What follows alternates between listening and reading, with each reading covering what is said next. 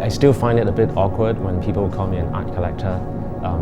I think I'm more of an archivist, so I put together artworks and objects that tells a story.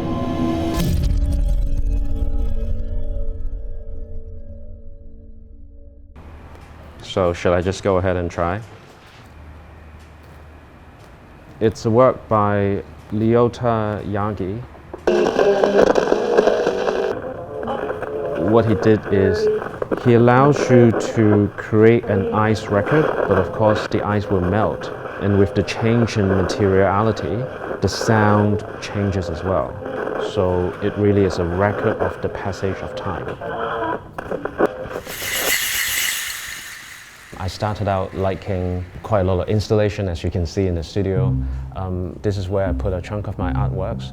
As I grew my collection, I actually want to have a studio that I can actually put some of the larger installation. So that's why here, it's got an industrial feel to it. I think even back 7-8 years ago, Wong Chuk Hang was about to be the up-and-coming art area. And I think since then, a lot more art galleries have actually moved in.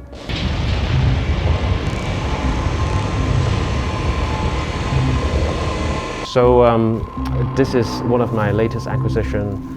It's almost like something you give kids and you put it together at a party, right? So clearly this is a female figure, but just like the human body, when you get old, the balloon would deflate.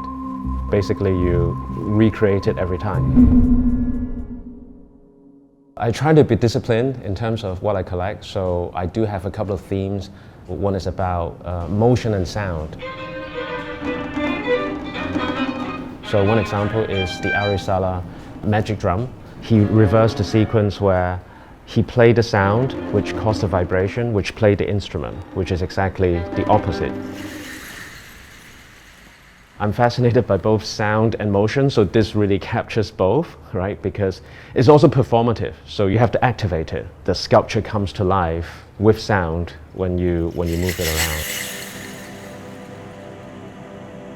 I'm a very nerdy science student, so I didn't really have much exposure to art or contemporary art. It's really until I went to the UK to study that I get to see YBAs like Damien Hirst. But I think that certainly has shaped what I find interesting and what goes into my collection today. My work is in technology, so it's a topic close to my heart. I think our relationship with technology has actually changed a lot. It really, in my mind, started with Nam June Pak's work. This is TV Buddha. Back in the 60s when he came up with this piece, he really had a very optimistic view about how we interact with technology and how technology can change our lives. If we fast forward that, another work that was in my collection is John Rafman's Google Street View, and in his mind these are the most objective view of the world. And you know, of course, because we spend so much time on the internet, I think it changed our relationship. And this is Camille Henrot, which is, I think, a very funny take showing father and son relationship, but technology is really in the middle of it. When we get into the digital era, people are very engaged, but they also have a lot of doubts on whether that's real or not. And then I think very quickly we realize that of course that is real, that is also emotion. Another theme of work that I had is around China, because I think we live in a very interesting time. We've seen a lot of changes, both in Hong Kong and in the mainland. One is Cao Fei's RMB City. It was through that collaboration where we had a lot of online dialogue, and then basically I'm part of the work which I acquire. I was actually the mayor for the virtual world which she created called RMB City. Well, I think that's the contemporary part of contemporary art, which is I think it needs to reflect our time. It doesn't need to be like the news, which is an immediate, almost like knee-jerk reaction, but it kept a distance.